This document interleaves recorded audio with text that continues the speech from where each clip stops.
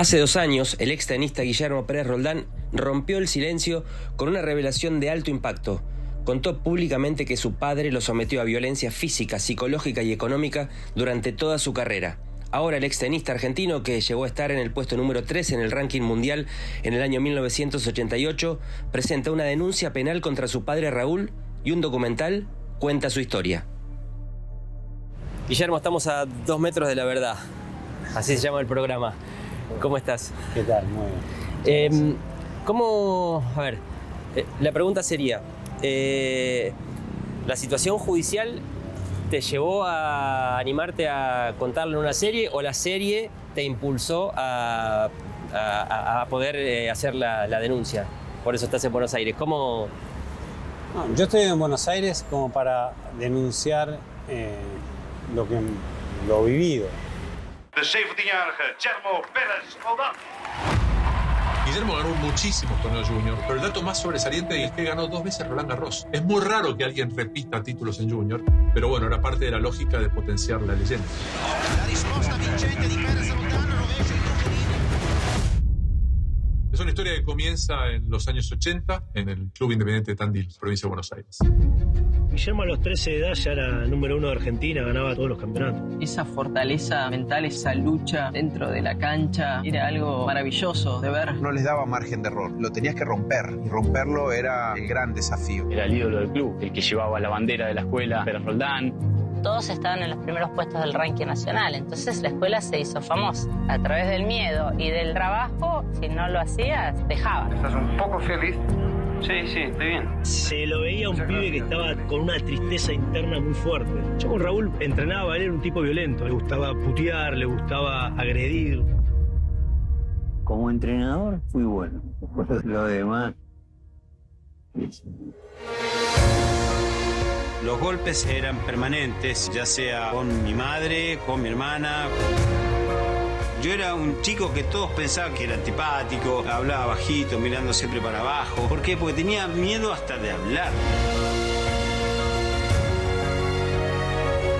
Fachero, un montón de minas, Rocky, decían todas esas cosas y yo vivía totalmente otra.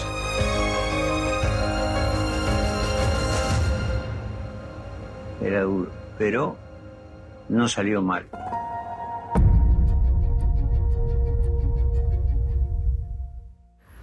La verdad es que las cosas se van dando. Y yo estoy en plena juventud de la vejez. Y esa situación a veces te hace madurar y hay cosas en la vida que te marcan a fuego. Por ejemplo, mis hijas están en Italia. 2, ¿no? Dos hijas, Agustina, la más grande, de 27, Chiara, de 16, de mi primer matrimonio, y ahora con Daniela, mi segundo matrimonio, tengo a Damián, de 2 años, que ahí fue cuando conté algo de mi historia. Pero eso es lamentable, pero tengo que, después de contar la historia, también tengo que hacer las cosas prolijas, el orden. La justicia, por caso. Tiene que hacerse, y por eso vengo a firmar unos documentos y me invitaste y acá estoy.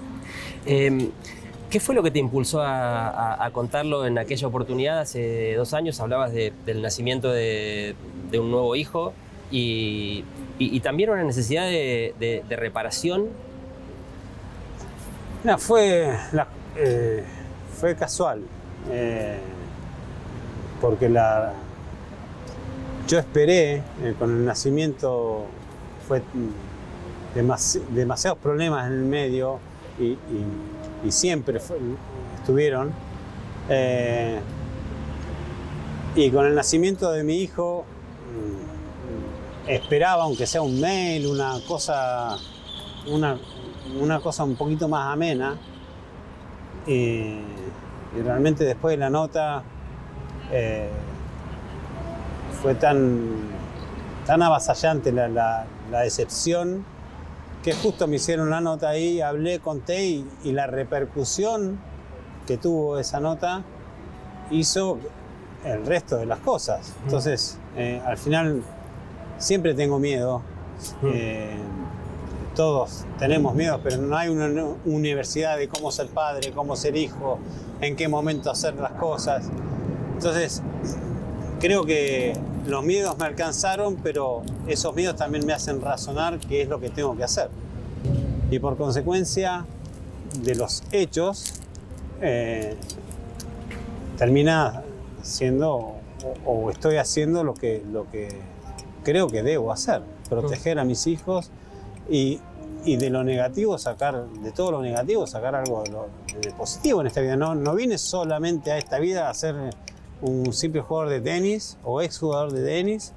Primero soy padre, y después todo lo demás. Entonces la responsabilidad de padre es de proteger a mis hijos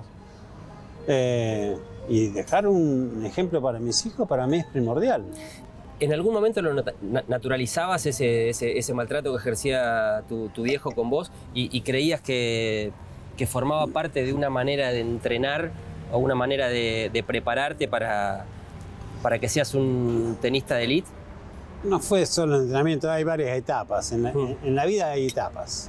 Bueno, lamentablemente yo no tuve muy buenos ejemplos y la pasé bastante mal. Pero de ahí a tener que distribuir todo mi peso que yo llevaba era bastante complicado, porque supuestamente era una persona exitosa para todos los demás. Entonces era, y aparte a un padre, y en la época que pasaba, y no era en el tenis. Entonces, ¿era en el tenis, en tu casa, en todos los ámbitos? En todos los ámbitos. Que hasta en serio no puedo contar todas las cosas. No las puedo contar porque involucraría a mucha gente. Entonces... ¿A qué te referís? Gente que lo sabía y que hizo parte, por ejemplo, episodios que me llevaron al límite de mi vida. Y bueno, yo por otro lado tenía que ocultarlo porque si no era un desastre. Entonces, en definitiva, era muy complicado compartir algo. Entonces yo prefería callar y siempre callé hasta que un día dije, basta, porque vos podés correr y seguir huyendo de los miedos y al final te terminan agarrando de un pie y decir, bueno, vení, escuchá, enfrentá la realidad porque es esta la realidad. Lo que vas a hacer en la justicia puntualmente, ¿qué es? ¿Una denuncia por todo aquello con testigos y pruebas y demás? Una denuncia penal, sí. Sí. ¿Cuál fue la reacción de tu viejo? Ni bien hiciste la denuncia mediática, digamos, ni bien lo contaste o te atreviste a contarlo en los medios. Más de lo mismo, más manipulación y más cosas. Siendo vos ya grande. Siempre. O sea, siempre. O sea, uno juega al tenis o hace un deporte profesional de alto nivel. Siempre mantuve un perfil bastante bajo.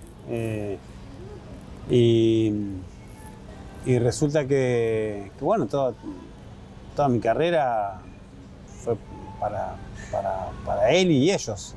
¿Entendés? Y es complicado tener que aceptar todo lo que yo hice y la construcción para mi vida, para el futuro de mi vida y mis hijos.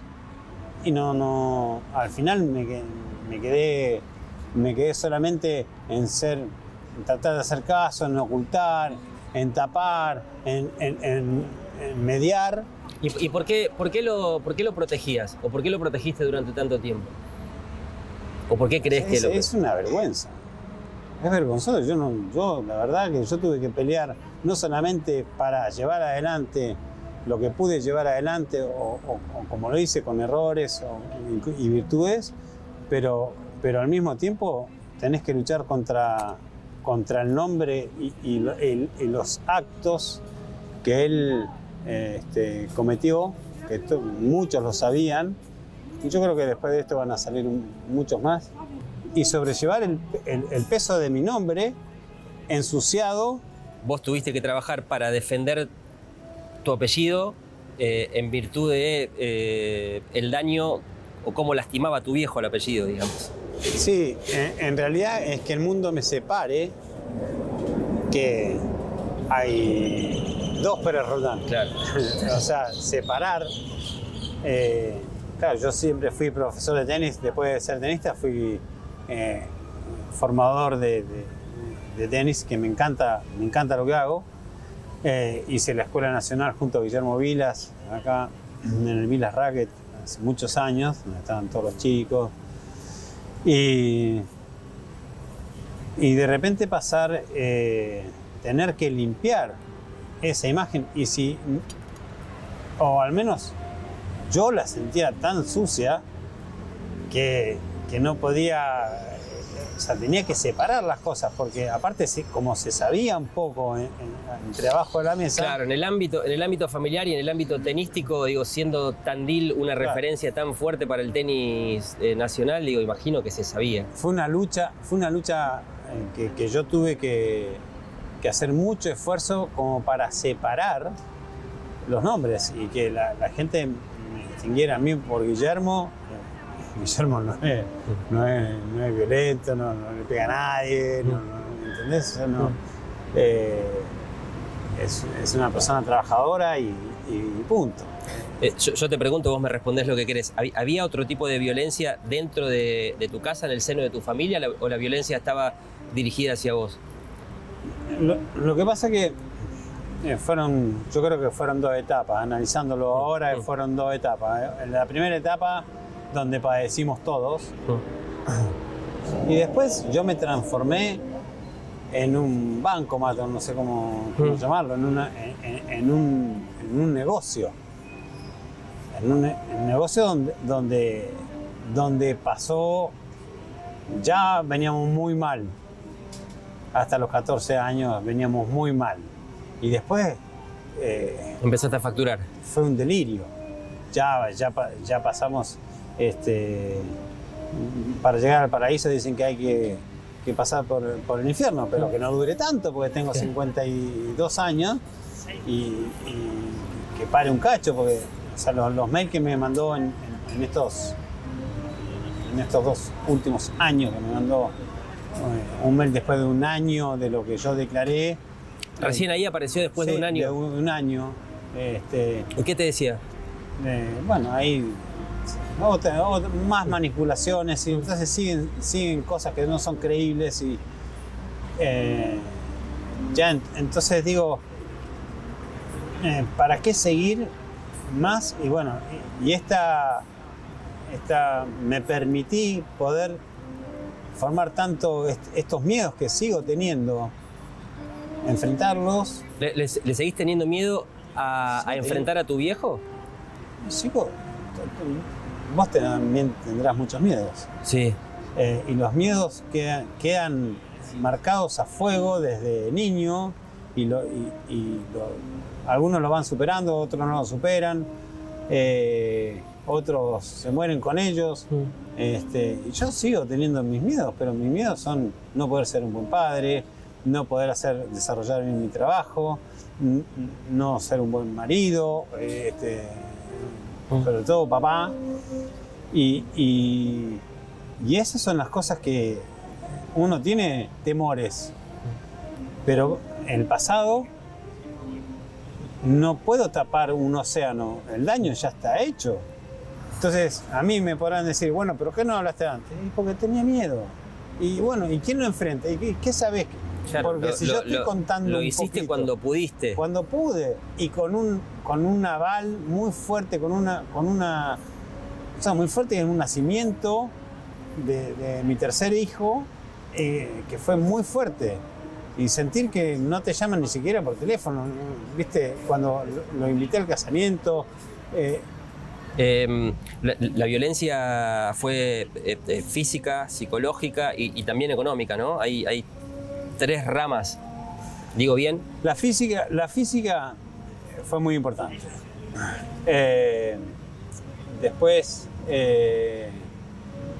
la psicológica tendré que vivir con ello todo el resto de mi vida, porque la física te pegan, te castigan, latigazos. ¿Era constante eso? Constante, permanente. Después viene la psicológica, que esa no la superás nunca, podés convivir con ella de alguna manera. Por supuesto, es la primera vez que me dejo un poco ayudar y veo que algo que a mí, el reconocimiento de la gente frente a mi trayectoria tenística, que yo no tengo un trofeo mío, no tengo un trofeo de tenis mío. Están todos en Tandil, están todos ahí, los tiene mis viejos. Y la económica, después de haber hecho tanto esfuerzo, pasado por esto, más lo psicológico, y que no te haya quedado absolutamente nada. ¿No te quedó nada? Todo. Le pedí a mi abuela, que en paz descanse, a mi abuela $300 para alquilar un departamento acá, para empezar a trabajar con los chicos de la Ciudadana Argentina de Tenis, para poder alquilar. Y mi primer mujer... Jari, vos habías ganado algunos cuantos millones con el tenis, con los torneos que ganaste, llegar a instancias importantes, cuartos de final de un Roland Garros. Yo tenía contrato con Topper, con Lotto, con todo lo que... Literalmente, Guillermo, te dejaron en bolas. 0, menos 10. Hicimos una presentación en la Justicia Federal de Azul, que tiene jurisdicción en la localidad de Tandil, porque entendemos que los conocimientos de los hechos que él brinda en el documental y ha dado a conocer a la sociedad trascienden de lo que tiene que ver con ese conocimiento, sino que se presentan como delitos. Y en ese sentido lo que buscamos o interpretamos y entendemos es que esos delitos son delitos que se encuentran vigentes al día de hoy. En primer lugar, porque son delitos que tienen que ser analizados a la luz de un delito continuado y permanente, es decir, como una conducta no individual y fragmentada, sino como conductas, como un plan criminal desarrollado por Raúl Pérez Roldán. Esto quiere decir con un primer momento de un acogimiento y captación de jugadores de tenis profesionales, no profesionales sino menores con trascendencia eventual profesional, con un hecho único que eventualmente después mutó en lo que tiene que ver con una administración infiel de esos bienes que él obtenía de los jugadores de tenis. En su caso, la presentación es realizada en nombre de Graciela Pérez Roldán y también de Guillermo Pérez Roldán.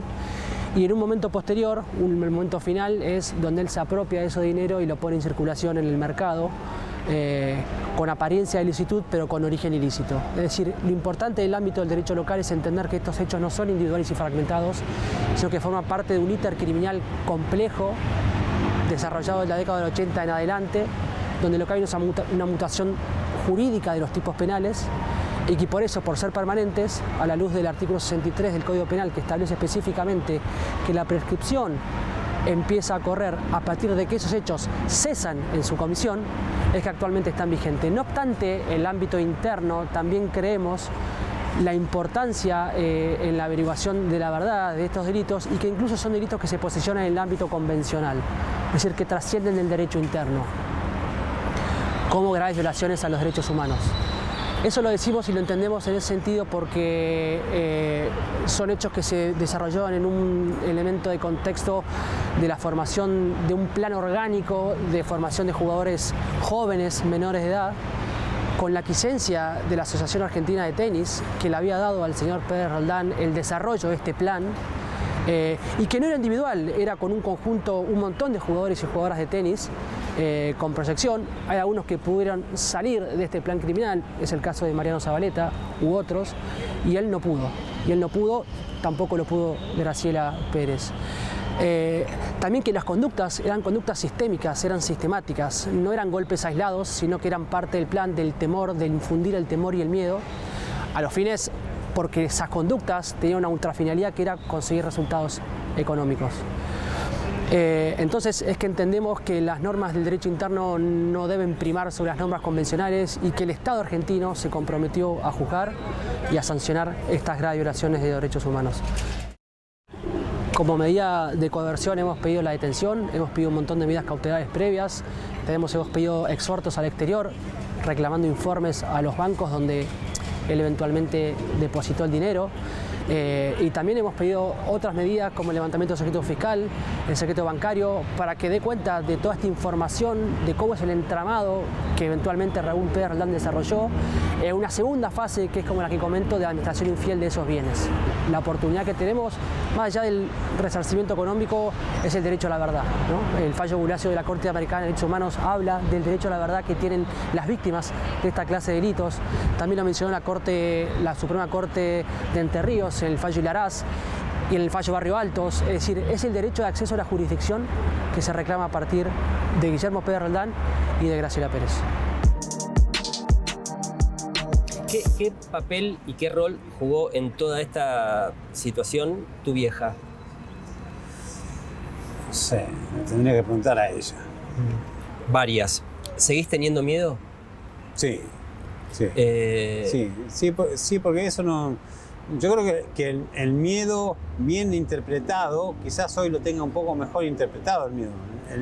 El miedo que te hace la pregunta y te protege, o antes yo tenía miedo de escapar. Ahora quiero protegerme, lo enfrento, me protejo, me hace la pregunta y le doy una respuesta a ese miedo, porque algo te está advirtiendo, ¿no es cierto?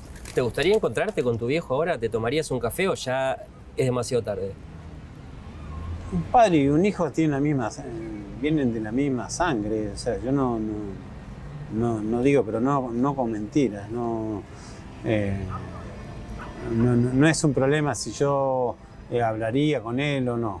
Yo digo, tengo un norte y quiero esto. O sea, yo lo que me tengo que ocupar es de mis hijos y de mi familia. Porque para atrás veo con todo negro.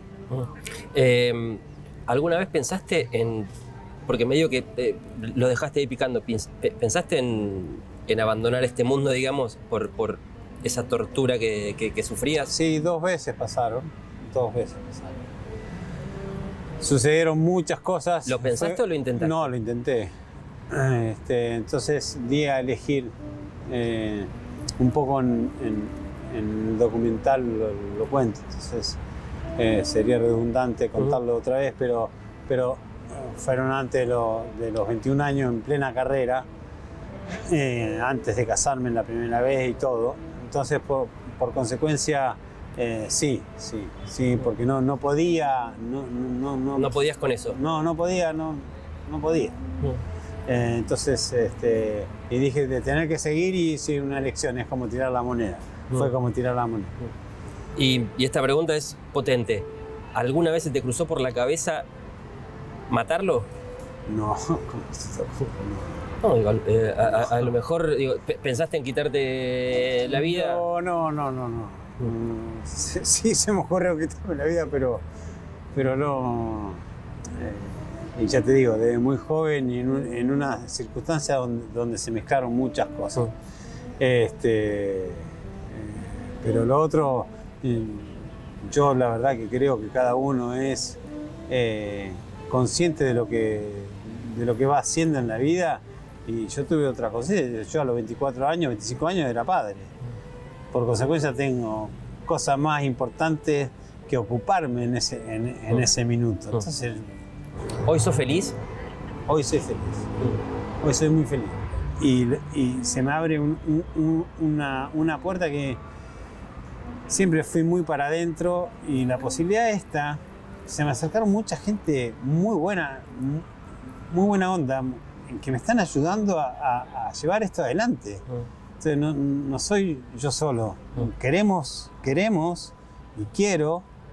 Por supuesto, yo soy el que más quiero, porque es el que lo... Sí, que esto sea una referencia, que esto sea un ejemplo para que se tenga más cuidado. Yo creo que tiene que haber inclusive leyes que protejan a los deportistas, que protejan a los niños, que los padres seamos promotores de algo que hacen bien, y lo que lo hacen mal, tratar de focalizar a los chicos en algo que les sirve. La generación y el mundo que le dejamos a los chicos no va a ser un mundo fácil. Ya para nosotros es complicado, y va a ser más complicado todavía. Entonces, digo, hay que estar preparados también para los fracasos, y seguir intentando, porque la verdad hay que insistir para lograr las cosas. Hay que volver a insistir, y si no es por un camino, es por el otro, pero siempre en la base del razonamiento. ¿Crees que vas a volver a verlo, tu viejo, en algún momento? No lo sé, yo... No, es otra suposición. Otra suposición. Otra suposición. Pero ¿a vos te gustaría poder enfrentarlo cara a cara cuando...? No me gustaría enfrentar, no es la palabra enfrentar, sí, suena... Digo, claro, sí, como, hoy te preguntaba si te tomarías un café. ¿Anhelás esa situación? Yo quiero que mis hijos me amen, formar una familia, que siempre fue mi sueño de toda la vida, y que la gente me recuerde como extenista y también me recuerde como una persona tal cual soy. ¿Y cómo te analizás vos como padre, Guillermo? Mirá, la verdad las amo y los amo. Que por supuesto, como todo padre, se equivoca, pero convivo con tenistas a nivel formativo y me encanta ser papá, adoro ser papá. A veces todos los padres se equivocan, pero nunca voy a tener una mala intención. Guillermo, muchas gracias por esta conversación y que salga todo bien y mis respetos. Gracias, muchas gracias por todo.